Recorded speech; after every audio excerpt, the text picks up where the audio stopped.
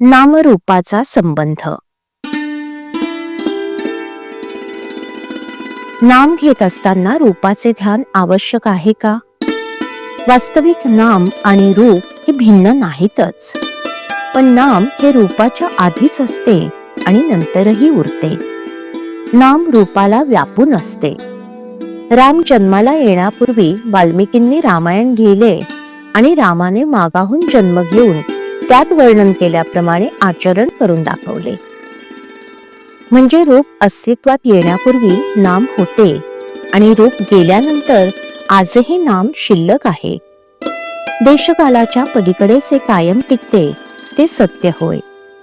प्रत्यक्ष आकाराला आलेली अनेक रूपे नाहीशी झाली तरी त्यांचं नाव टिकून राहतं. म्हणजे नाम हे देशकालाच्या मर्यादेच्या पलीकडे असते. म्हणजे ते रूपापेक्षा जास्त सत्य असते. जे सत्य आहे ते श्रेष्ठ असलंच पाहिजे. तेव्हा नाम घेणं ही गोष्ट मुख्य आहे. ते घेत असताना रूपाचेही ध्यान राहिले तर उत्तमच, पण ते तसं न राहिले तरी नाम घेत असताना रूपाचे स्मरण सूक्ष्म रूपाने असतेच असते. समजा एका गृहस्थाच्या घरी राम नावाचा गडी आहे. तो गृहस्थ राम राम असा जप करत बसला आहे, पण त्याचं लक्ष रामरूपाकडे नाही, मनात काहीतरी दुसरेच विचार चालू आहेत. अशा वेळी त्याला जर एकदम विचारलं की तुम्ही कोणाचं नाव घेत आहात, तर अर्थात रामाचे असंच उत्तर तो देईल.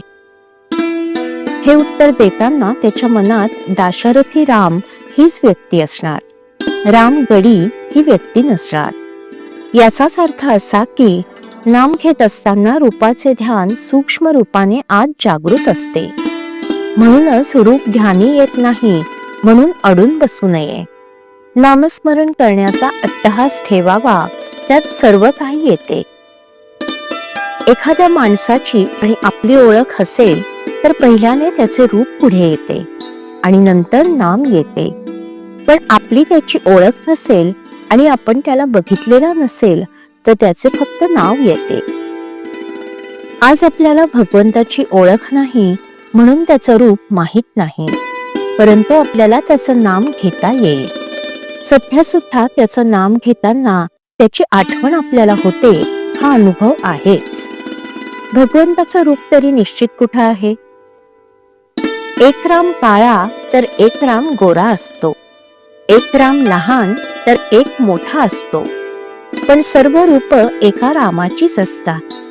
भगवंत स्वतः अरूप आहे, म्हणून जे रूप आपण त्याला द्यावं तेच त्याचं रूप असतं. यासाठी आपण कोणत्याही रूपामध्ये त्याचं ध्यान केले तरी चालते.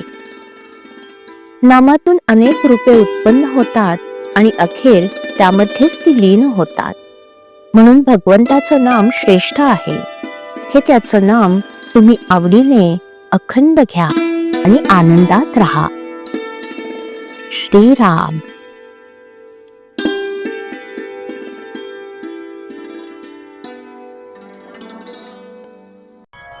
श्रीराम जय राम जय जय राम.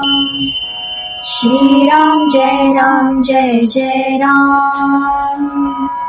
श्रीराम जय राम जय जय राम. श्रीराम जय राम जय जय राम.